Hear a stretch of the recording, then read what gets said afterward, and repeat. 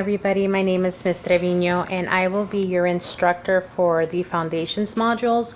I'll be your instructor for going over with medical terminology 1 and 2, medical office management, and also medical information systems.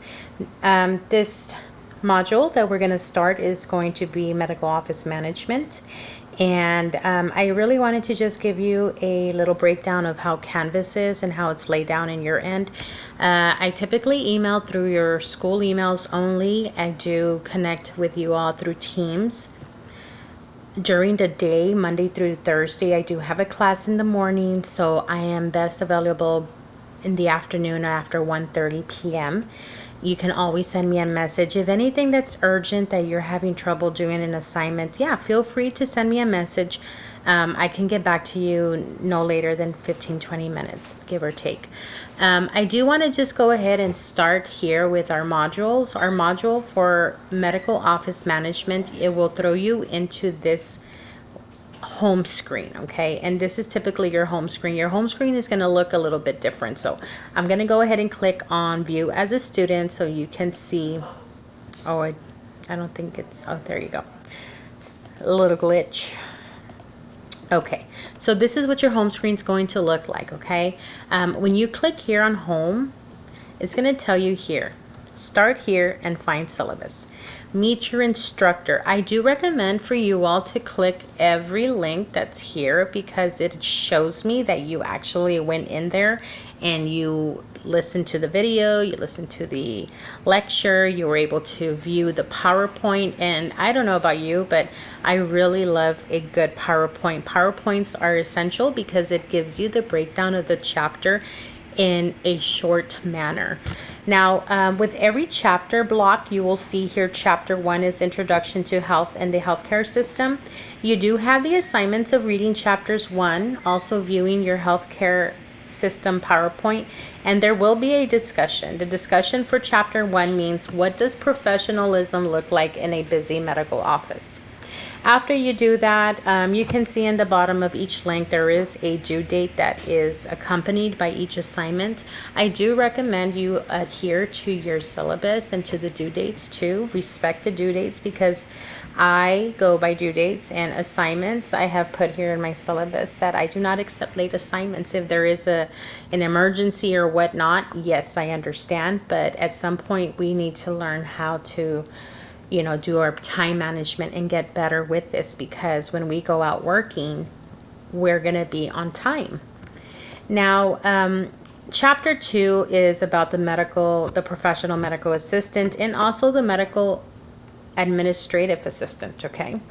Now, with your medical coding and billing program, you will be doing medical administrative duties, okay? And a lot of the times it relates back with also working with the professional medical assistant. Your discussion will be here as well. It has a due date of October the 9th, and you will be doing chapters 1 and 2 on the 8th and 9th. The assignment's not due to the 10th, okay? And you do have an exam, and this exam will be accompanied by 2 chapters 1 and 2. I have chapters 3 and 4. And I'm going to show you. I just wanted you to see this through the student view. But before I leave the student view, I'm going to take you to the syllabus. This is your course syllabus. What you'll do is review each page. And it's basically everything I'm telling you. I'm breaking it down through assignments and through blocks. And this is chapter 1, what we're going to do. And this is chapter 2, week 2. Week 3, which is basically chapter 3. It doesn't take 4 weeks for this class, but it's broken down into days. So with this course, it's a little accelerated course. It's about a good 8-day course for you all. It gives you enough time to cover those 4 chapters. Now I'm gonna go ahead and take you back to my view. This is not viewing as a student.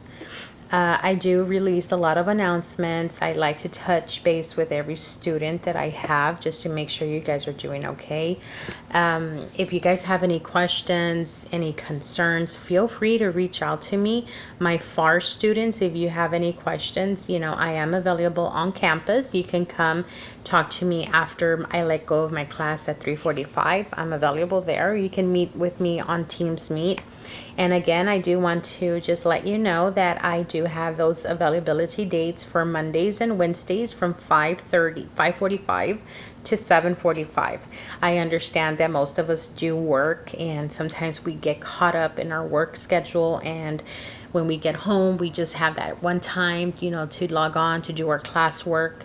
And trust me, I understand. I'm a student too. I am a student, an online student as well. And it can become a bit frustrating and overwhelming.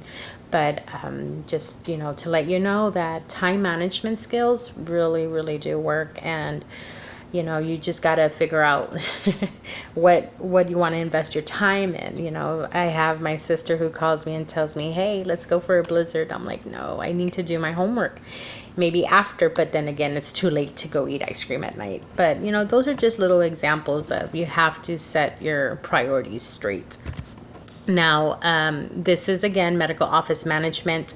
In a couple of days, we'll finish this, and I believe on the 20th, if I'm not mistaken, the 19th or the 20th, and we will start another course, which is medical information system. Now, with medical information system, it is a little bit more detailed in reference to some billing and collections information. The medical administrative as an office manager, because you do get an opportunity to become a manager if you are at a location, at a billing site or a medical office clinic where you are able to do the billing and do the administrative portion, and not yet, but also the management portion. So it gives you basically a breakdown of what are the job duties of medical manager. And as I can tell you, I've been a supervisor for the back office for medical assistants, and it takes a lot of work, a lot of effort to, we have our own team under us, and we have to make sure that we are able to lead by example and show good examples of how we lead and respect. And again, going back to chapters 2, we talk about professionalism in the work field. So these are good modules, and this is a good breakdown of what's to expect once you leave with me. You go to Miss Rodriguez, and Miss Rodriguez is going to help with your job readiness and some keyboarding, typing skills that you will need. And by chapters 50, when we go into medical information system, chapter 50 will be our last chapter, and that one is where I get to help you put your resume together. And Ms. Rodriguez will help you with the job readiness, how to prepare a portfolio, how to, convey a interview, how to respond to an interviewer or an email, a follow-up phone call, things in a way where you are able to handle these type of situations in a professional manner, how to apply. And later when we get into that class, I will be asking you all to start, downloading job sites like Indeed, ZipRecruiter, Jobs USA, anything that has to do with, working in the field here in the RGV, you can do that. And if you hear this message now, it's a good idea. Maybe you can have it. Download it so you can see what, type in billing and coding, medical coder. You can type in medical office assistant, and you're going to see a bunch of jobs populate in that field. So it's never too late, and I do recommend you all do it just to, get your feet wet a little. Again, if you have any questions, feel free to reach out. I am happy to help you. And I hope you have a great module here with me. And that's it. Thank you. Have a good evening. Bye.